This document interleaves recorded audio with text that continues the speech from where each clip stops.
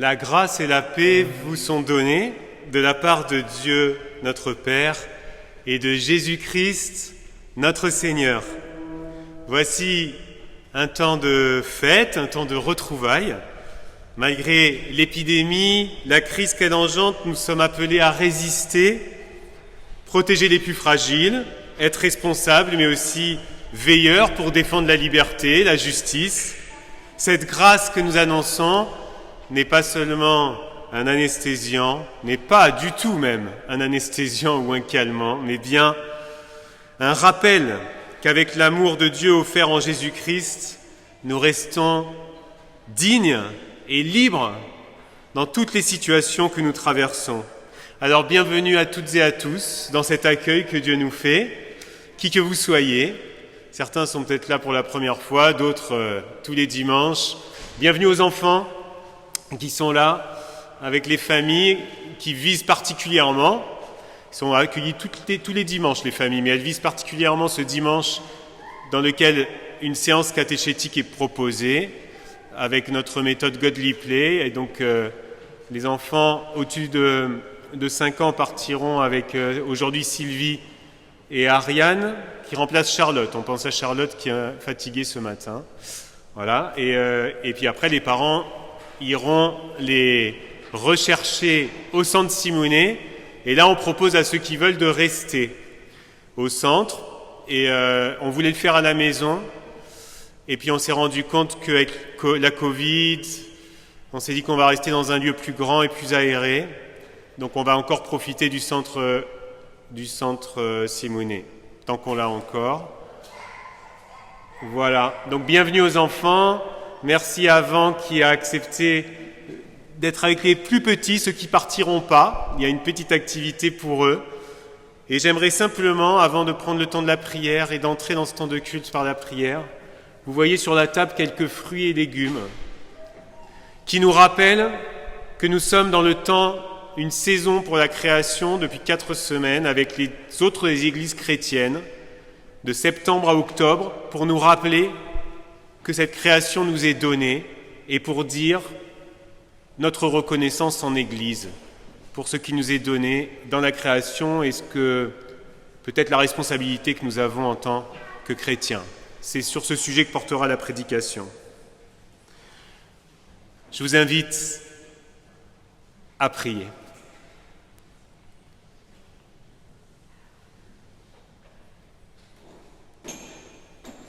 Père, nous te remercions pour ce jour et cette heure mis à part dans notre vie. Voici un temps de paix, d'écoute et de louange, un temps où par ton esprit, nous apprenons à vivre en communion avec Jésus-Christ. Amen. Et nous chantons le psaume 8 dans le psautier de la Réforme, c'est celui des strophes 1, 2 et 3 qui dit au milieu du psaume « Quand je vois les étoiles et tout l'univers, qu'est-ce qu'un homme pour que tu t'en soucies ?» Voilà le psaume qu'on va chanter, les 3 premières strophes, ensuite les enfants partiront à Godly Play.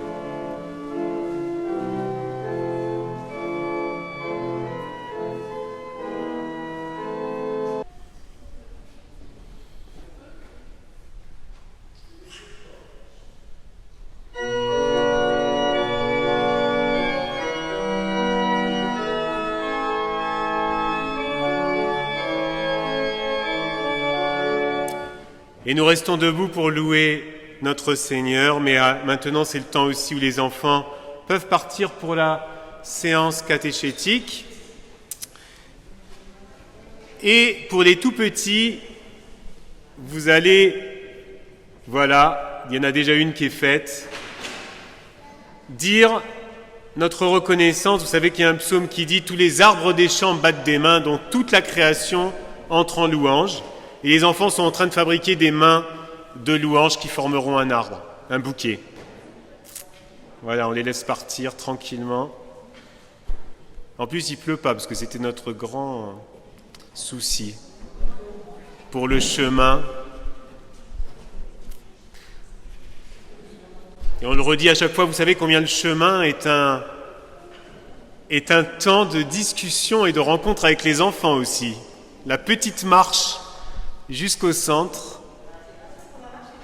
Je ne sais pas si vous avez marché. En tout cas, ce petit bout de chemin, c'est aussi comme dans Emmaüs. Il se passe quelque chose sur le chemin d'Emmaüs. Vous voyez combien on accueille aussi des nouvelles familles cette année et on est très heureux de ce bon groupe d'enfants que nous avons dans l'Église.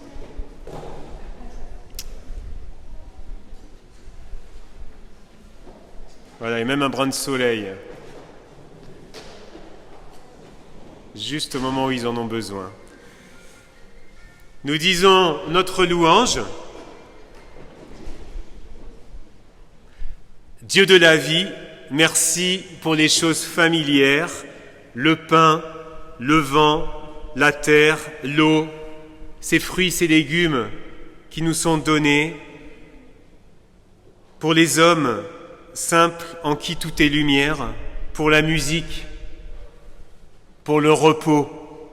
Merci pour la paix qui vient de toi. Merci d'être si proche de nous en ton Fils Jésus-Christ. Oui, merci, et loué sois-tu Seigneur. Et nous chantons que ma bouche chante ta louange.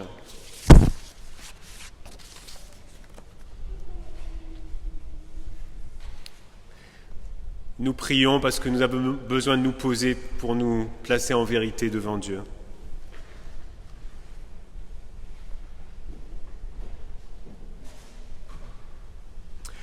Ô Dieu, ta joie éclate dans la création et nous ne la voyons pas. Ton Fils vient parmi nous et nous ne le recevons pas. Ton Esprit souffle sur nous et nous ne l'entendons pas. Tu nous parles et nous ne répondons pas. Tu nous aimes et nous n'en faisons pas une fête. Tu nous sauves et nous n'en tenons pas compte. Alors, nous voici devant toi maintenant tels que nous sommes. Avec confiance, nous nous tournons vers toi. Aide-nous à recevoir ton pardon, à accepter cette libération, à vivre dans la joie avec et pour nos frères et sœurs. Nous te le demandons au nom de Jésus-Christ, notre Sauveur. Amen.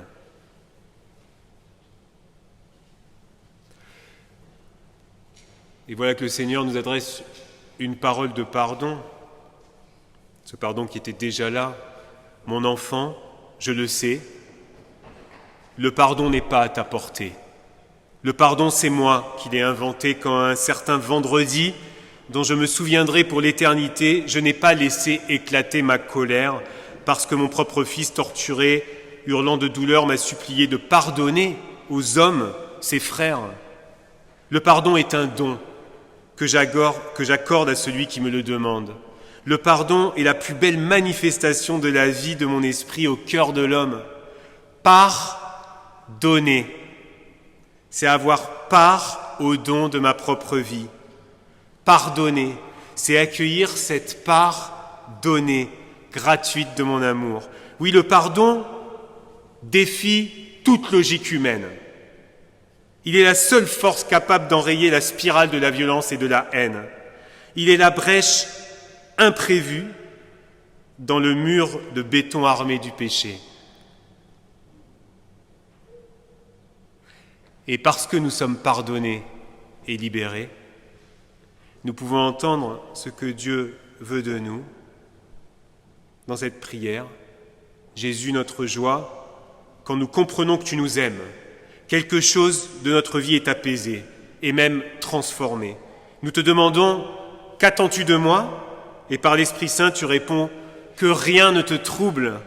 Je prie en toi, ose le don de ta vie. Et nous chantons, en nous levant, quand les montagnes s'éloigneraient, quand les collines, c'est un texte d'Ésaïe en plein milieu de l'exil et qui dit une espérance incroyable, quand les montagnes... Non, c'est pas la première diapositive.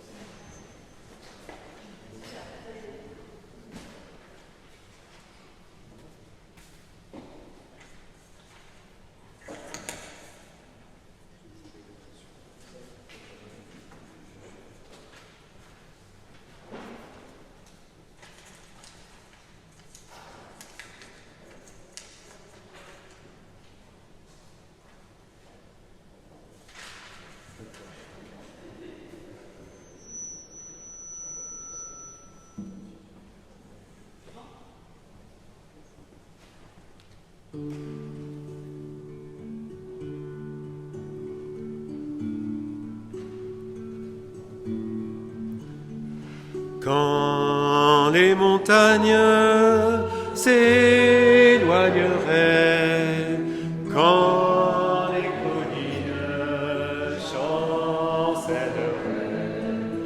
quand les montagnes s'éloigneraient, Dieu fera tout comme il promet. Mon amour, oui mon amour, ne s'éloignera pas de toi.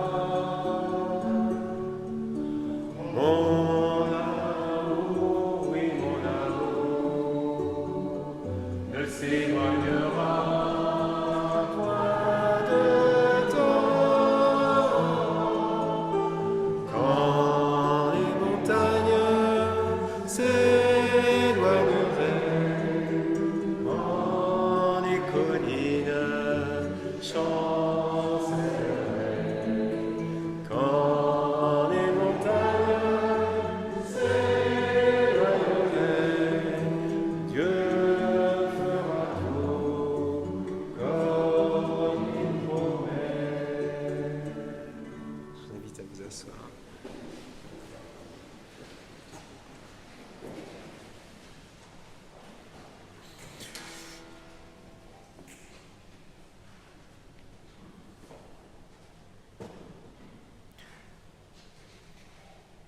Et nous confessons notre foi. Je crois en un Dieu Père dont la parole soutient la vie des hommes et oriente leur histoire. Il est leur vie.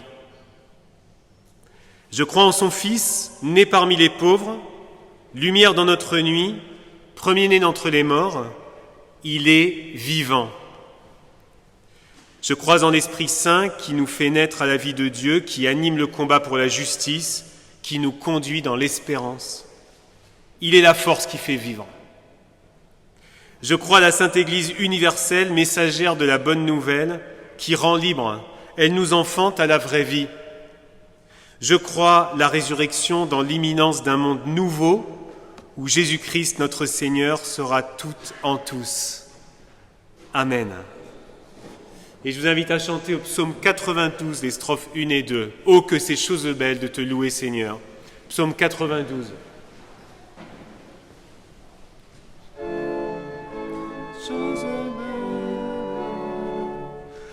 Oh, que c'est chose belle de te louer, Seigneur, de chanter ta splendeur au milieu des fidèles.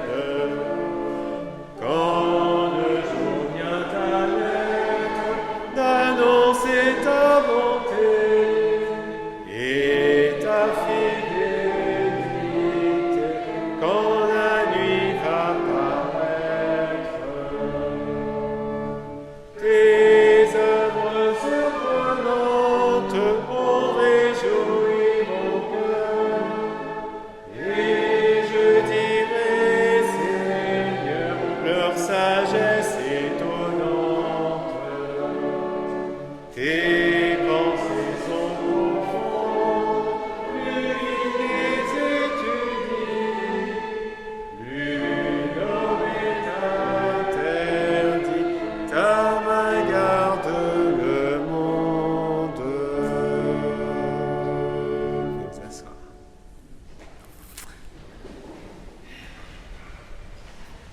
Et nous entrons dans le temps de la parole où nous allons lire deux textes autour du thème de la création.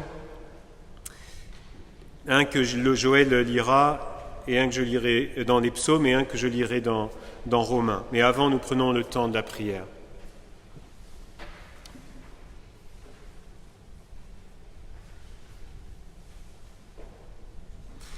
Oui, Père, nous nous posons maintenant pour écouter ta parole.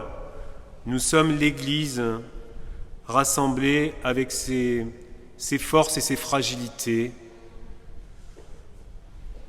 avec ses enthousiasmes et ses maladresses. Et pourtant, nous sommes l'Église que tu as fondée.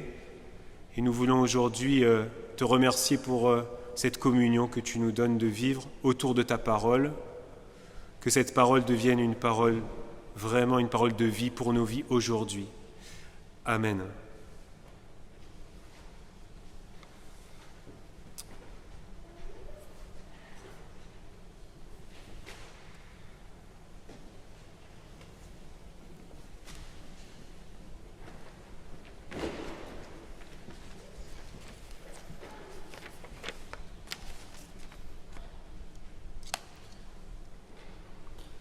Donc dans les lectures aujourd'hui, c'est dans Psaume de David, pris dans le livre de Chef de chorale. Seigneur, notre Maître, ton nom est magnifique sur toute la terre.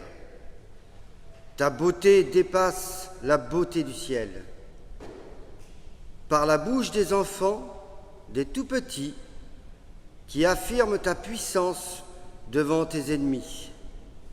Ainsi, tu fais taire tes adversaires qui sans cesse luttent contre toi. Je regarde le ciel que tes mains ont fait, la lune et les étoiles que tu as fixées, et je me demande, qu'est-ce que l'homme pour que tu penses à lui? Qu'est-ce qu'un être humain pour que tu prennes soin de lui?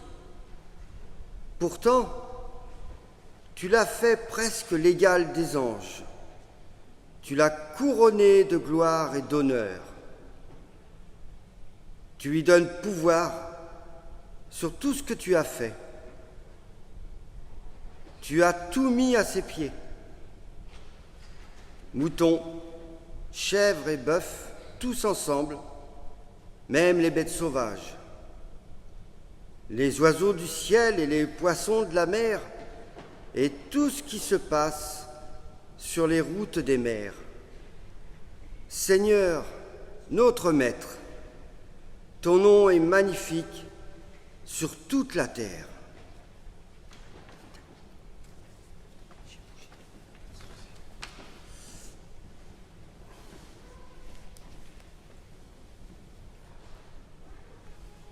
Et après la lecture, on entendra la musique.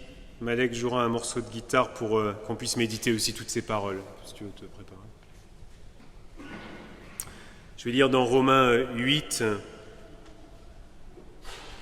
les versets 18 et suivants.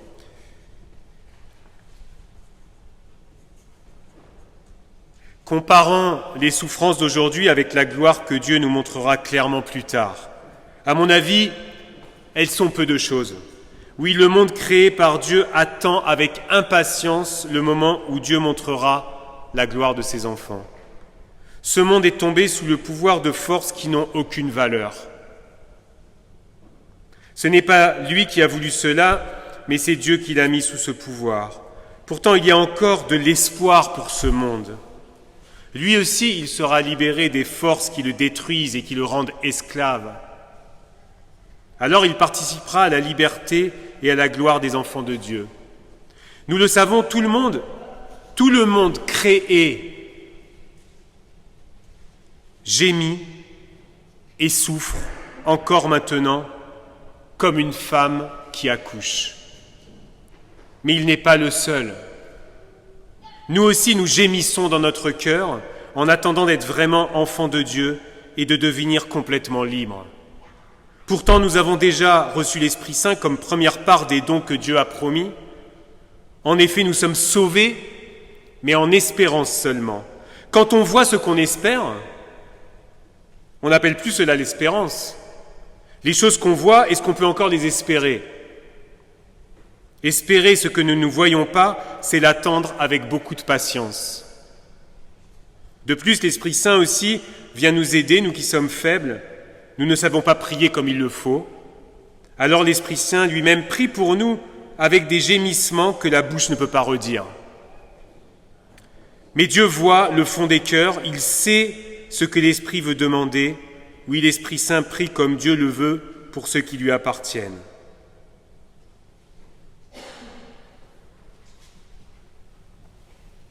Et c'est après ce texte où Paul va dire ce bel hymne « Rien ne pourra jamais nous séparer de l'amour de Dieu, ni la mort, ni la vie, ni les forces, etc. » Très beau. Je vous invite à relire ce chapitre 8 de la lettre aux Romains. Mais on va méditer tout ça maintenant par un moment de musique.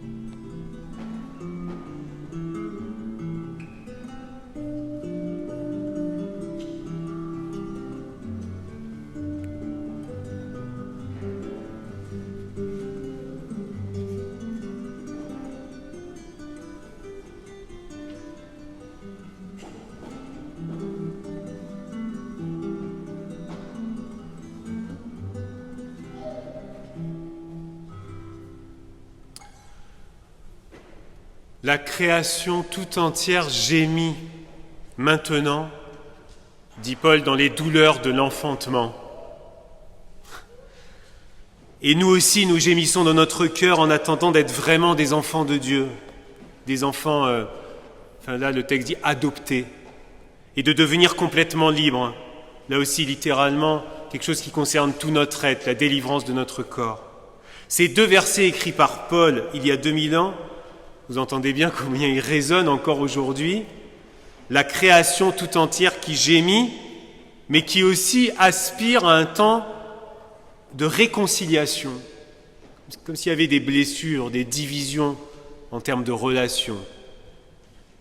Et l'humanité, et ici les croyants, non pas à côté, mais dans cette création, gémissent aussi dans l'attente d'une libération. Et quand Paul écrit ce mot, il n'a pas en tête la question des pollutions modernes ou du réchauffement climatique. Mais il a sûrement en tête les psaumes, on en a chanté, qui s'émerveillent de la beauté de l'univers et de la nature. Il a en tête sûrement les récits de création où l'homme, il est dit dans ces récits, ne prend pas sa bonne place, la place qui lui est donnée. Et bien sûr, il a en tête la venue du Christ dans cette création qui annonce faire toutes choses nouvelles pour chaque être humain, pour le monde. Alors aujourd'hui, que disons-nous lorsque nous parlons de création ? Avec ce mot, qu'est-ce que nous disons ? Est-ce que nous parlons de nous ou de quelque chose d'extérieur à nous ? La première chose peut-être à partager ce matin, c'est la création. Ce n'est pas la nature seulement, mais c'est un lieu de vie, le lieu de vie de Dieu avec nous encore aujourd'hui. Et la vie, du coup, ce n'est pas seulement un lieu statique. La vie, c'est la relation. La vie, c'est une histoire. Dans le mot « créer », il y a l'idée de croître, un mouvement qui fait advenir quelque chose de nouveau. Et le mot utilisé ici, traduit par création, peut se traduire par tirer du néant.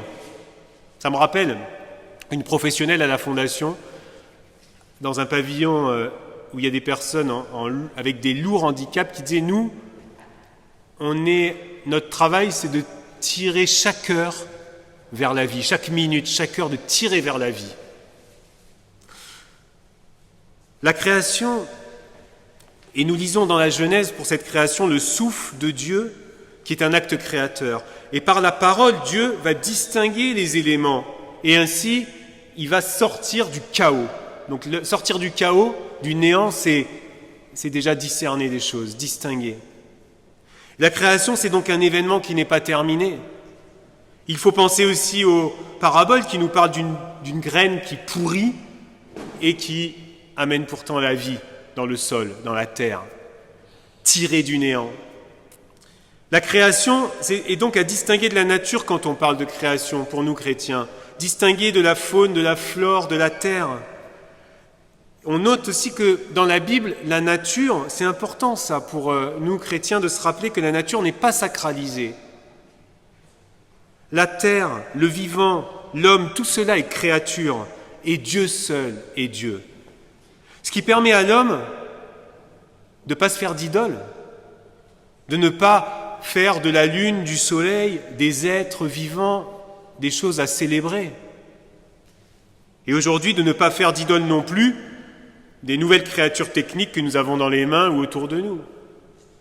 Alors c'est vrai que le chant que nous allons chanter tout à l'heure, le psaume de la création, fait référence à François d'Assise, qui était vraiment attentif dans sa foi au lien avec la nature, aux êtres vivants. Et il parle dans cette prière qui a été mise en chant de frère soleil.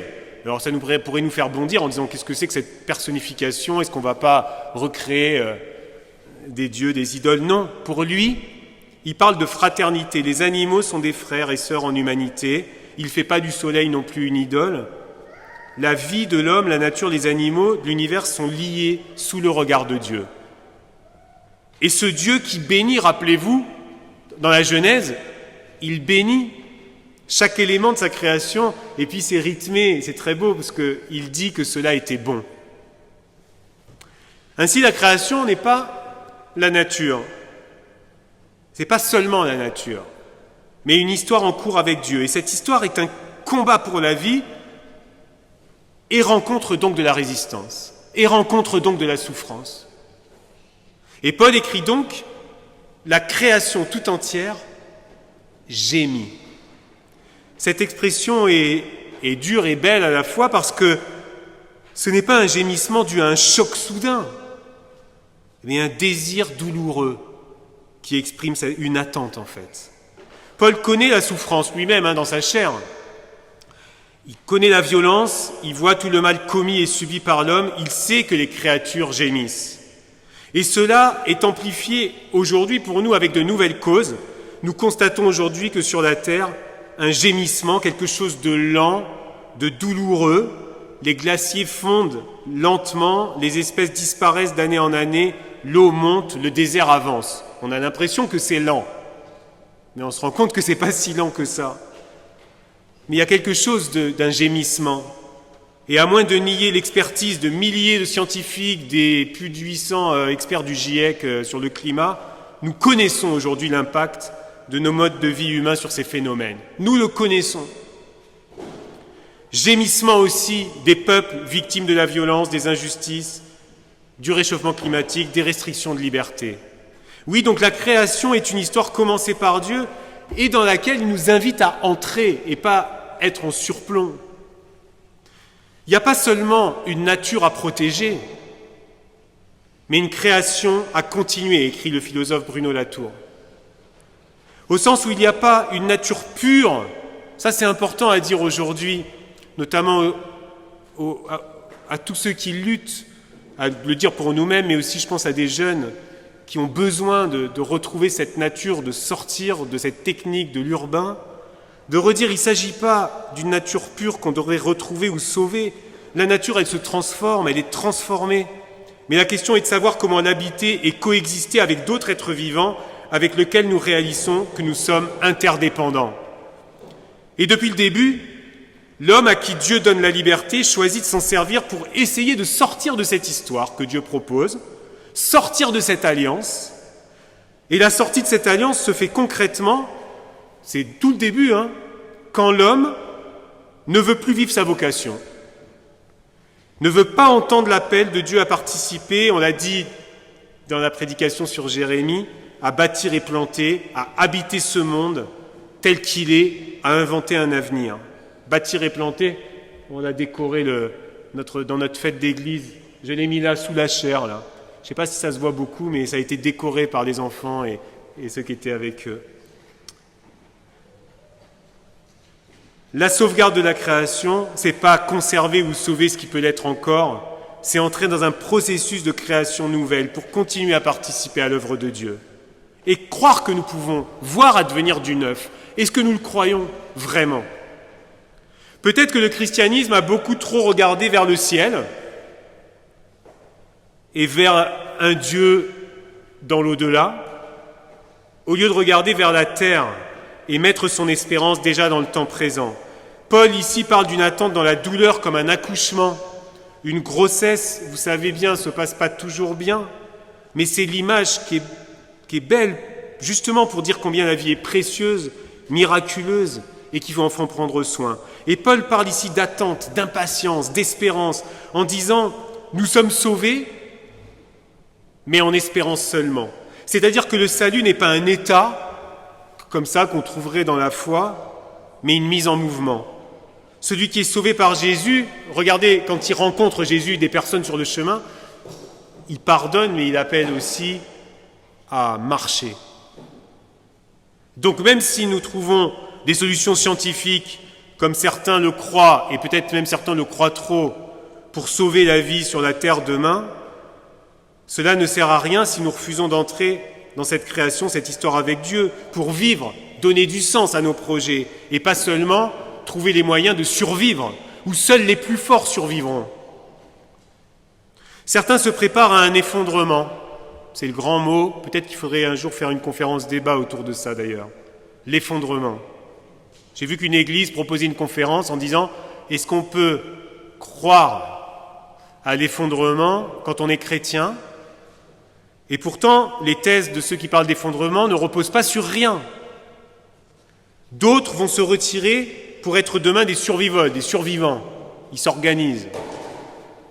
Mais les chrétiens que nous ne sommes pas naïfs. Nous devons agir, mais nous ne confondons pas le salut avec un sauvetage. Le salut, il est dans les mains de Dieu. Il nous permettra d'espérer contre toute espérance, de traverser la catastrophe, la mort même, en croyant que Dieu vient faire toutes choses nouvelles, ressusciter ce qui semblait perdu, redonner du sens à ce qui semblait perdu. Cela ne nous rend pas passifs, au contraire, cette espérance nous engage. Et Paul continue. Quand on voit ce qu'on espère, on n'appelle plus cela espérer. Quand on voit ce qu'on espère, on n'appelle plus cela espérer. Espérer ce que nous ne voyons pas, c'est l'attente avec beaucoup de patience, dit-il. On est donc bien dans un processus, dans un mouvement.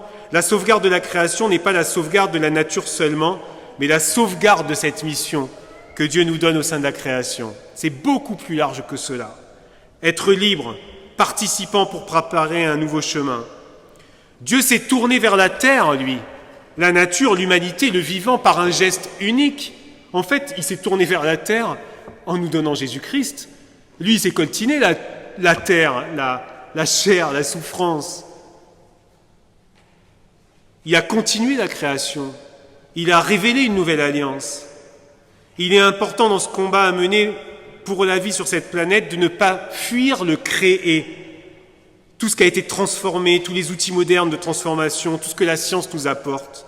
Car il va falloir inventer et on ne va pas créer à partir de rien. Au milieu d'une nature qui, soi-disant, serait originelle, qu'on retrouverait. Il va falloir, dès aujourd'hui, inventer, créer des nouveaux modes de vie, en mettant fin à bien des modes anciens qui ne créent plus, mais se servent de ce qui a été créé pour détruire, ou pour qu'une minorité en profite au détriment des autres. Parce que, on le dit souvent, mais je le rappelle là, on sait que si l'on consommait, comme nous en Occident, dans tout le monde entier, il nous faudrait 4 fois les ressources non renouvelables que nous puisons actuellement. Il y a donc une question de temps dans cette histoire. On sent que Paul est dans une attente courte. Lui, il attend que le Christ revienne tout de suite. Et puis l'Église va s'installer et va voir que cette attente est quelque chose de lent et même est un cadeau donné par Dieu pour pouvoir nous mettre en route et vivre cette espérance. Dieu appelle à entrer dans cette attente. Même dans nos vies personnelles, nous qui nous savons mortels, nous ne vivons pas une attente passive, mais bien une mise en route pour que notre vie ait du sens. L'homme est appelé à s'engager pour être coparticipant à cette création nouvelle que Dieu promet. Du coup, l'Apocalypse, on le rappelle souvent ici, c'est pas un texte sur la fin du monde. L'Apocalypse, c'est la révélation. C'est la révélation de l'alliance que Dieu vient renouer avec les hommes en Christ. C'est-à-dire qu'en lui, rien ne peut séparer l'humanité de l'amour de Dieu. Ainsi, même dans le chaos écologique, climat, réchauffement, pollution, ou le chaos économique, ou géopolitique, ou moral, Dieu nous invite à ne pas désespérer et surtout à mettre en lumière les signes de sa présence dans la création. Comment ? Et je terminerai par là. Déjà en se rappelant que Dieu avait mis de la limite dès le début pour pouvoir vivre dans ce monde créé et que l'homme allait habiter et transformer. Limite, tu as le droit de prendre tous les fruits du jardin sauf un. C'était pas une grande limite quand même. Le jubilé aussi, une limite qui permettait au bout de 50 ans, j'en ai parlé la dernière fois, de remettre les dettes, de retrouver sa terre, de libérer les esclaves. La terre respirait. Le sabbat, voilà encore une limite. Un temps hebdomadaire pour écouter la parole, arrêter de travailler, arrêter de commercer, échanger, tout le temps. À une autre limite, tu ne peux pas servir Dieu et l'argent. Une autre limite qu'on a entendue dans le psaume. Il a couronné l'homme de gloire et d'honneur, il en a presque fait l'égal d'un Dieu, mais tu n'es pas Dieu. Tu as une grande responsabilité sur cette terre, mais tu n'es pas Dieu. Ils sont beaux ces textes, il faut les relire, le psaume 8. Dernière limite, mais il y en a d'autres, la conviction que ce n'est pas par la force, la prospérité, la réussite, parfois au mépris de la nature, que l'amour de Dieu se révèle, mais dans la faiblesse et la fragilité. Nos propres limites. Voilà, pour conclure, retenons simplement que la création est plus que la nature, pour nous chrétiens, mais un mouvement de l'histoire dans laquelle nous sommes appelés à entrer. Rappelons-nous de cette image que la création gémit avec l'homme qui y habite et que lui refuse régulièrement d'y prendre sa place et sa responsabilité. C'est un appel pour nous. Rappelons-nous que Dieu n'abandonne pas ses créatures. Il les sort du chaos, il les sauve de la mort. Il les libère et les envoie pour guérir, prendre soin. Pour cela, il pose des limites, pour qu'on puisse reprendre son souffle, que la terre puisse reprendre son souffle. Et enfin, il l'invite à une attente active, une attente qui transforme en espérance. Oui, il nous invite à faire le choix de cette histoire. Et il va falloir pour cela avoir des choses qu'on peut appeler de la conversion, comme en ski, on change de direction. Sur bien des sujets aujourd'hui, peut-être que les chrétiens, nous devons être moteurs. Dans notre Église, nous allons lancer là, dans les semaines qui viennent, une des équipes qu'on veut lancer. Il y a des équipes il y a beaucoup d'équipes dont j'ai parlé à l'Assemblée Générale, qu'on va faire dans le temps. On ne va pas faire bulldozer avec les personnes qui vont s'engager au fur et à mesure.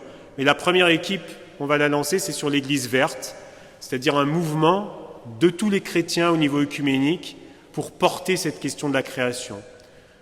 Donc voilà, on a demandé à Hélène Lehmann, qui est là, de pouvoir piloter. Emmanuel, que vous voyez souvent porter cette question, qui est là, qui a vraiment envie de porter aussi cette question, et d'autres comme toi viendront rejoindre cette équipe.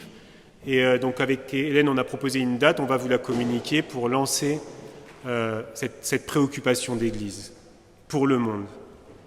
Chers frères et sœurs, oui, nous sommes appelés maintenant à agir et à témoigner de cette histoire que Dieu veut vivre avec nous, une histoire ouverte. Amen.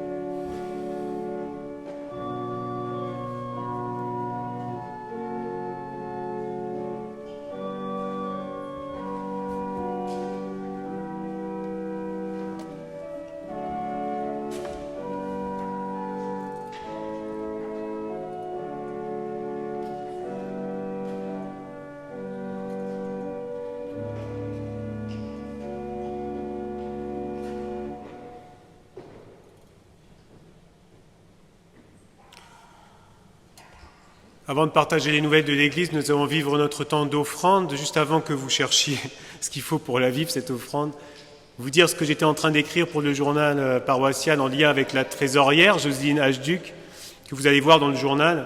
Simplement vous dire qu'on est heureux parce que cette année, les offrandes progressent, les offrandes anonymes, en fait, progressent lors des dimanches matins au culte. Donc pour nous, c'est une... Attention au micro. Donc pour ce signe-là que les offrandes de la participation au culte progressent, c'est une bonne nouvelle.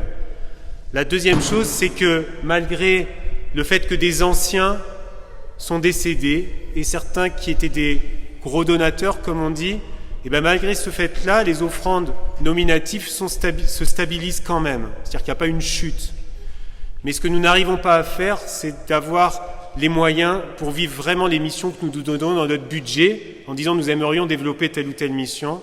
Et nous avons du mal aussi au niveau de tout ce qui est matériel, puisqu'on a plusieurs temples et tout. Donc voilà, on en est là pour l'offrande aujourd'hui. Et dans le journal, on appelait à ce que chacun puisse peut-être avoir un don régulier qui permettrait en fait à l'Église de grandir et d'avoir les moyens de sa mission. Pour l'instant, c'est notre offrande dominicale, que chacun puisse donner à ce qu'il peut et surtout qu'il puisse le donner dans la joie.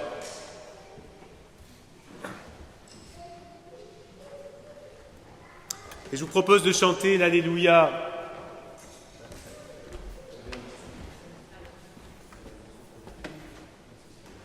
L'Alléluia qu'on chante à la chorale que vous connaissez bien. On va le chanter tous ensemble. On n'est pas beaucoup de choristes. Alléluia, Alléluia, Alléluia. Et ensuite les choristes chanteront le couplet et vous entendrez l'Alléluia. Alléluia, Alléluia, Alléluia, Alléluia,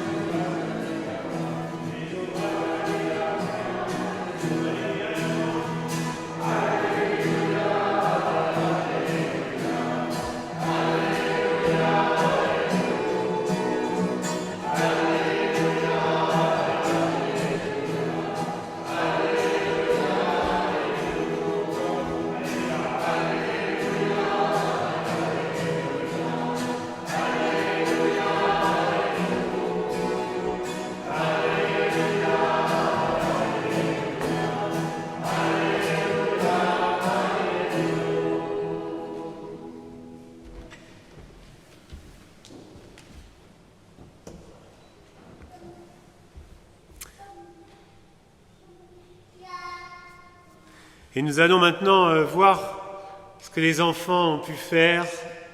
Et merci à celles et ceux qui ont aidé. Je vois Van, Soline, Elisabeth. Enfin vraiment, que vous ayez permis aux enfants de dire une louange.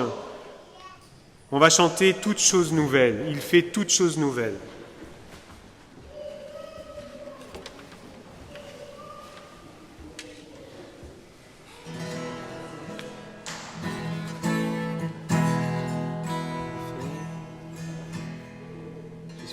Je crois que vous le connaissez. Il fait toutes choses nouvelles pour moi. Il fait toutes choses nouvelles pour moi. Plus de cris, plus de larmes, plus de mort, plus de deuil.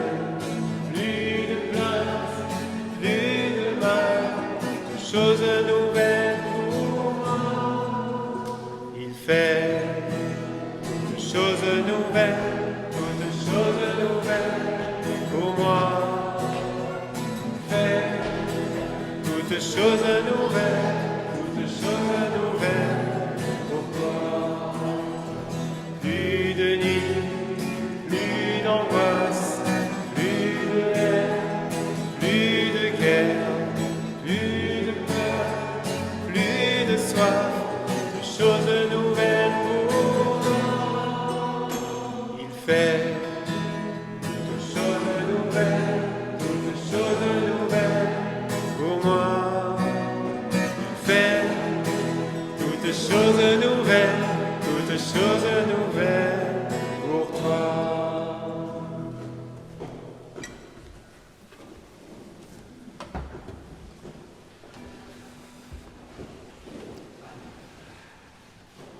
Nous prions.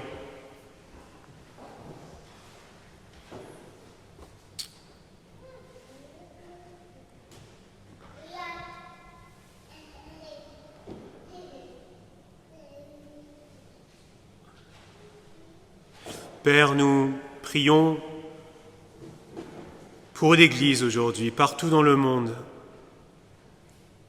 pour qu'elle soit la voix de ceux qui manquent de tout ce qui est nécessaire à l'existence, pour qu'elle les serve sans faiblir et qu'elle appelle au changement. Nous prions pour les dirigeants de ce monde, pour qu'ils ne se cachent pas derrière le pouvoir ni n'en abusent, et pour qu'ils travaillent au bien de l'humanité, et notamment au bien des personnes les plus précaires.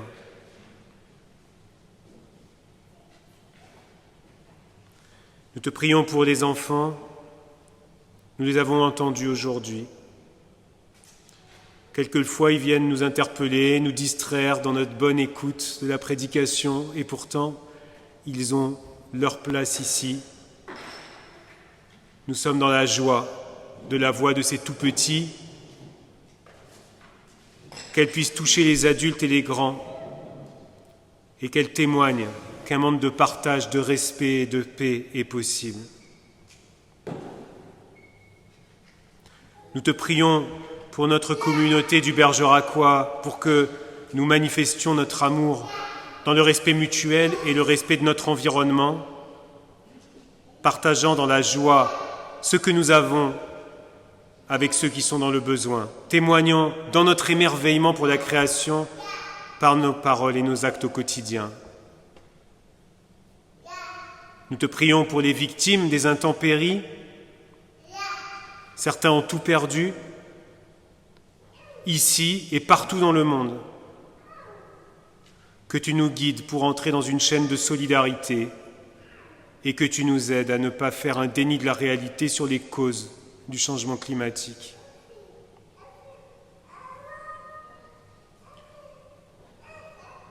Et nous te disons cette prière que Jésus a enseignée aux disciples. Notre Père, qui es aux cieux, que ton nom soit sanctifié, que ton règne vienne, que ta volonté soit faite sur la terre comme au ciel. Donne-nous aujourd'hui notre pain de ce jour. Pardonne-nous nos offenses, comme nous pardonnons aussi à ceux qui nous ont offensés. Et ne nous laisse pas entrer en tentation, mais délivre-nous du mal, car c'est à toi qu'appartiennent le règne, la puissance et la gloire, au siècle des siècles. Amen.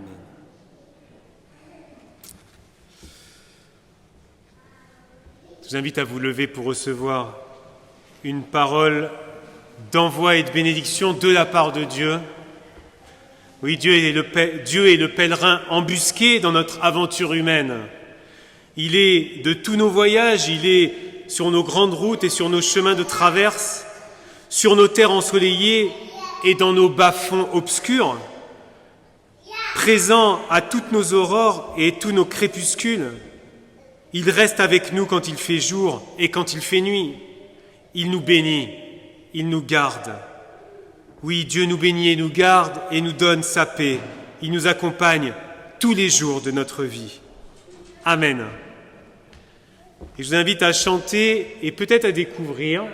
On va terminer par ça, par le psaume de la création, qui est inspiré d'une prière de François d'Assise.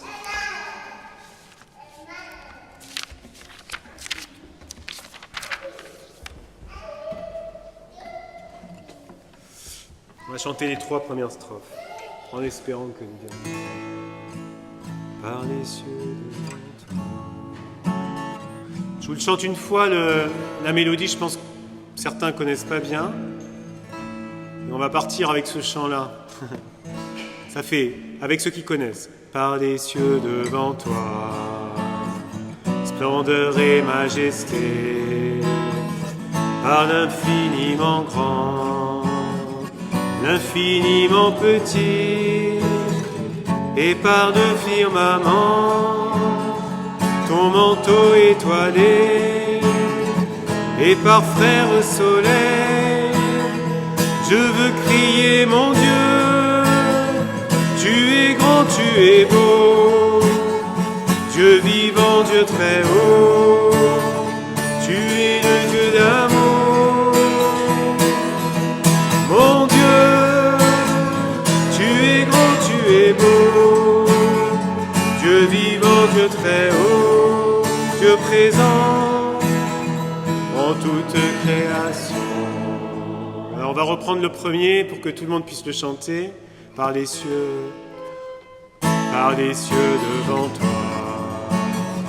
splendeur et majesté, par l'infiniment grand, l'infiniment petit, et par le firmament, ton manteau étoilé, et parfait au soleil, je veux crier mon Dieu, tu es grand, tu es beau, Dieu vivant, Dieu très haut, tu es le Dieu d'amour. Mon Dieu, tu es grand, tu es beau, Dieu vivant, Dieu très haut, Dieu présent en toute création. Par tous les océans et par toutes les mers, par tous les continents et par l'eau des rivières, par le feu qui te dit comme un buisson ardent, par le blé en épis, je veux crier mon Dieu, tu es grand, tu es beau, Dieu vivant, Dieu très haut, tu es le Dieu d'amour. Mon Dieu, tu es grand, tu es beau, Dieu vivant, Dieu très haut, Dieu présent en toute création.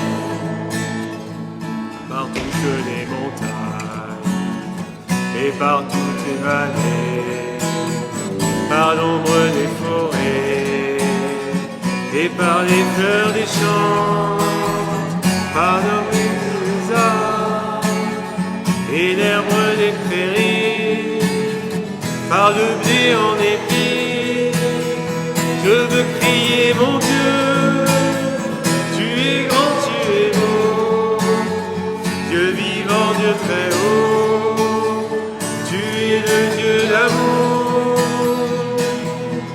Mon Dieu, tu es grand, tu es beau, Dieu vivant, Dieu très haut, Dieu présent en toute création. Et je m'aperçois que j'ai simplement oublié de partager les nouvelles de l'Église. Je vous invite à vous asseoir 30 secondes, une minute, que je puisse vous dire les choses. Et on terminera par le jeu d'orgue. C'est pas un moment... Si justement il est au cœur du culte ce moment, c'est parce qu'il est précieux. C'est un moment, les conseillers presbytéraux, on va s'organiser. Hein. On a changé de président, Jaona, qui est là, qu'on remercie, qui vient d'arrêter la présidence, était toujours très soucieux des moments des annonces. On va s'organiser pour pouvoir bien les faire. Et on annonce... Tu veux l'annoncer, ouais, toi-même ? Très bien. Eh bien, très bien. Fallait me dire Joël. Brigitte Basoli, qui est donc notre nouvelle présidente suite à l'Assemblée Générale qui a eu lieu. Elle n'a pas encore osé me couper, donc il y a du travail. Et on est très heureux que Monique prenne cette fonction. Le Conseil est vraiment très heureux et j'espère que vous partagez notre joie.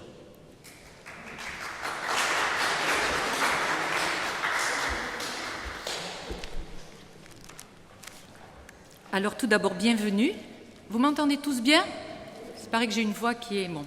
Tout d'abord, bienvenue à tous, Bergeracois en transit dans notre belle région. Nous sommes heureux de vous accueillir dans ce temple. Ce moment est particulier aujourd'hui et je souhaite vous remercier tous pour la confiance que vous avez faite aux membres du nouveau conseil dont je fais partie. Vendredi soir a été élu le nouveau bureau. Donc voici les membres. La présidente, donc c'est moi qui ai été... Bon. Vice-président Daniel Vajou, vice-président chargé de l'immobilier Jean-Louis André, trésorière Jocelyne Hduc, secrétaire Monique Muir. L'équipe qui œuvrera pour faire vivre notre Église est enthousiaste. L'esprit qui nous guide sera le moteur de notre énergie. Merci à tous. Il y a d'autres sujets. Les bancs sont toujours à la vente, il ne faut pas l'oublier. On vous demande d'appeler Sylvie Mercier qui vous guidera pour récupérer les bancs. Ils sont au prix de 30 €. Il en reste quelques-uns, il faudrait qu'on s'en sépare vite. Voilà, cela reste bien sûr, mais ceux dont je parle, c'est ceux qui sont chez les Minetto. Il y aura un culte de la Réformation le 18 octobre. Alors le 18 octobre, c'est à Périgueux, et nous avons pensé pour se déplacer, faire un covoiturage. Alors j'ai fait une petite feuille derrière, vous pourrez vous inscrire pour ceux qui n'ont pas de voiture. Et on s'est donné rendez-vous au Foirail pour 9h15, je crois, on a dit. Pas plus. Alors, vous pouvez téléphoner au 53 57 02 79, qui est le numéro de l'église, ou alors sinon vous remplissez la feuille derrière au fond du temple. Pour cette semaine, Daniel Vajou demain ira donc à la prison, ce sera le 5 octobre. Le 8 octobre, réunion du consistoire, c'est bien ça? À 18h? Voilà. Je tâtonne encore un peu. Chorale, bien sûr, à 18h au temple. Il faut que j'explique. Ah, excusez-moi, il y a un souci. Je vais t'expliquer. Donc pour la chorale, exceptionnellement, on va être obligé de bouger au centre Simonet 3 fois. Après, on essaiera que ça ne se reproduise pas, mais à 18h30, en fait, on a prêté pour un concert. Et ce concert, en fait, on pensait que c'était un peu plus tard. Donc voilà, on est heureux aussi que le temple soit ouvert pour des questions culturelles. Mais du coup, il veut vraiment faire du bouche à oreille parce qu'il y a des personnes qui sont un peu en dehors des fichiers de l'église ou qui sont au seuil. À cette chorale, il faut qu'on puisse les rejoindre. On mettra un panneau pour dire qu'on est au centre Simonet, tant qu'on l'a encore, donc au 16 rue Simonet. Voilà. C'est tout? On a fini? 18h30 la chorale. D'accord. Voilà, mais c'est bon. Et je finissais avec très bonne semaine à tous. Merci. Voilà, bon dimanche à toutes et à tous aussi. Et je remercie les musiciens là encore qui se sont mis au service. On va terminer par un jeu d'orgue. Merci à vous.